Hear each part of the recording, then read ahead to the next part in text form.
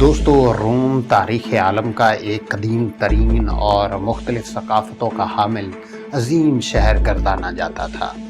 یہ مرکزی اٹلی کے علاقے لازیو میں واقع تھا۔ قدیم روایتوں کے مطابق 753 قبل مسیح میں روم کا شہر دیوتا مارس کے بیٹے رومولس نے اپنے بھائی ریموس کو قتل کر کے دریائے ٹیبر اور دریائے آئینے کے کنارے 7 پہاڑوں پر بسایا تھا۔ میں ہوں محمد ذیشان اور آپ دیکھ رہے ہیں گریڈی گالاسی یوٹیوب چینل۔ دوستو، ہمارے 1000 سبسکرائبر پورے کرنے میں ہماری مدد کریں اور ویڈیو کی حوصلہ افزائی کے لیے ہمارے چینل کو سبسکرائب اور شیئر کریں اور ساتھ ہی بیل آئیکن پر لازمی کلک کریں۔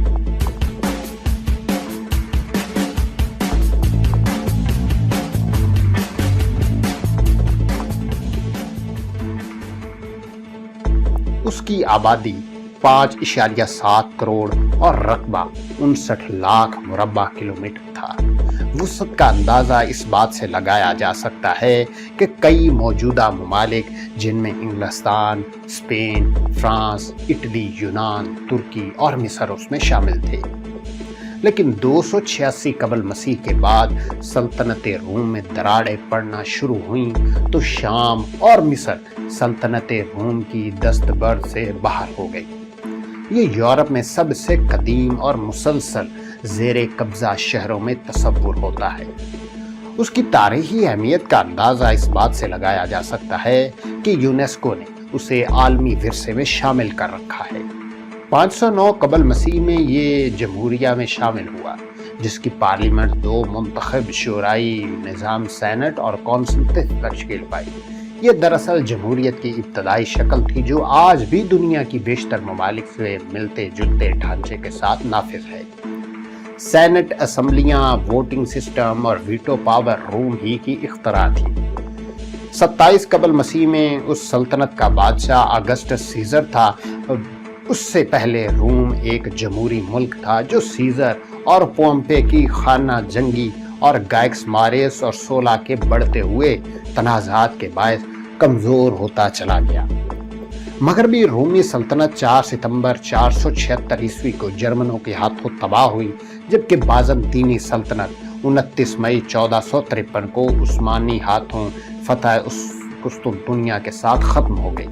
حیرت کی بات یہ ہے کہ ایک زمانے میں روم جو ایک وسیع و عریض ملک اور سلطنت کی حیثیت سے اعلیٰ درجے کی تہذیب اور تمدن کی شناخت رکھتا تھا، اب نہ ہی ایک سلطنت اور نہ ہی ایک ملک رہا ہے، بلکہ سکڑتے سکڑتے اٹلی کے دارالحکومت تک محدود ہو کے رہ گیا ہے۔ روم اب ایک میٹروپولیٹن سٹی کی حیثیت سے جانا جاتا ہے۔ دلچسپ بات یہ ہے کہ ملک سے شہر میں تبدیلیاں ہو جانے والے شہر کے اندر ہی 2 نئے خود مختار ملکوں ویٹیکن سٹی ہولی سے جنم لیا۔ قدیم رومی مذہب ریلیجیو رومانا تھا۔ بعد میں جو روم کے اندر دوسری تہذیبیں ضم ہوتی چلی گئیں تو کئی دیگر مذاہب بھی شامل ہوتے چلے گئے۔ اسی طرح تاریخ کی کتابوں میں قدیم ترین مذہب یہودیت کی موجودگی کی شواہد بھی ملے ہیں۔ اس کے ساتھ ساتھ جب مسیحیت کا آغاز ہوا تو پہلے اسے زبردست مخالفت کا سامنا کرنا پڑا تھا، لیکن 4 صدی عیسوی تک مسیحیت خاصی پھیل چکی تھی، جبکہ روم میں 313 کے اوائل میں اسے قانونی تحفظ تو دے دیا گیا، لیکن طویل عرصے تک مخالفت کا سامنا بھی کرنا پڑا۔ 380 عیسوی میں عیسائیت کو باضابطہ مذہب کا درجہ ملنے سے یہ شہر عیسائیت کا پہلا اہم مرکز بنا۔ کچھ روایات کے مطابق یہیں پر پہلی صدی عیسوی میں سینٹ پیٹر یا پطرس اور پولس کا قتل ہوا تھا۔ یہیں سے روم کے لارڈ پادری نے بعد میں پوپ یا پاپائے روم کا لقب اپنایا اور اس کو باقی تمام پادریوں پر برتری حاصل ہوئی۔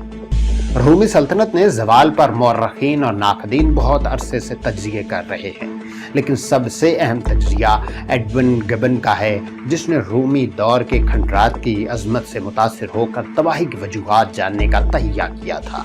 وہ جاننا چاہتا تھا کہ اسے زمانے کے وسیع و عریض اور مضبوط سلطنت رفتہ رفتہ کھنڈرات میں کیوں بدلتی چلی گئی۔ وہ اس नतीजे पर पहुंचा कि इदारों की सियासत में बेजा मुदाखलत अपनी मर्जी के हुक्मरानों को मुंतखब करवाने, रूमी शहनशाहों के यके बाद दीगरे कत्ल, सरहदों पर हमलों और ज़राअत की तबाही की वजह से ये सल्तनत सुकड़ती चली गई। बेरोजगार किसानों की शहरों की तरफ नकल मकानी और आबादी में इजाफे की वजह से शहरों में सफाई का निज़ाम ना किया जा सका। रही सही कसर अवामी झगड़ों और फसादात ने पूरी कर दी, जिनसे शहरी गैर महफूज हो गए थे। उमरा ने देहात में महलात बना लिए थे, जिससे रियासत रोम की जड़ें खोखली होती चली गई।